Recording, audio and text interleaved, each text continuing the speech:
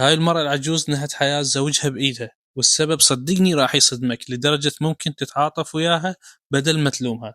أنا حسين العنكوشي، وهنا بعالم العجائب تسمع أخطر وأغرب القصص الحقيقية. إذا تحب هالنوع من القصص اشترك بالقناة ولا تنسى اللايك. المرأة اسمها إيلين، عمرها 78 سنة وتعيش في فلوريدا، وهذا زوجها جيري. في سنة 2022 تواجه أكبر كارثة بحياتها. زوجها جيري يتمرض مرض شديد، مرض على حافة الموت، وجيري مو إنسان عادي بالنسبة إلها. هذا حب عمرها الحقيقي، تعرفوا وهم صغار وكبروا سوا ودرسوا بنفس المدرسة المتوسطة وبنفس الثانوية، وبعدين لما صاروا شباب حبوا بعض وتزوجوا وعاشوا حياة كاملة لمدة 53 سنة بدون ما يفترقون لحظة واحدة. بس المرض دمره بشكل كلش قوي، وإيلين اضطرت تدخله للعناية المركزة وتقعد يمه تقريبا 14 ساعة كل يوم. بس المشكلة الحقيقية ما كانت بحالته، المشكلة كانت بالمستشفى نفسها وبالأشخاص اللي يشتغلون بيها. إيلين تبدأ تلاحظ أن الممرضات يعاملون جيري بإهمال، لدرجة أن مرة 2 من الممرضات حاولوا يحركون جيري على السرير، وبالخطأ ضربوا راسه بالخشبة اللي فوق السرير. وإيلين كانت واقفة وقالت لهن انتبهوا، وواحدة من الممرضات ردت عليها بأسلوب كلش مو حلو، وقالت لها أصلا بعد ما تدخل لهاي الغرفة. وإيلين طولت بالها وياهم وبلغتهم أنه هي راح تروح للبيت ترتاح شوية، وطلبت منهم أنه يتصلون بيها إذا صار شي بغيابها حتى تجي تساعده، ووعدوها أنه راح يتصلون بيها. واليوم الثاني تدخل الغرفة وتتفاجأ أن جيري مربوط بالسرير، صار وياه شي بالليل وما حد بلغها مثل ما وعدوها. طبيعة الأمر إيلين بدت تتجادل وياهم وقالت لهم ليش ما خبرتوني، ويردون عليها يقول لها مو شغلنا احنا نخابرك، يعني سوينا اللي علينا. وهاي هي ضاجت وراحت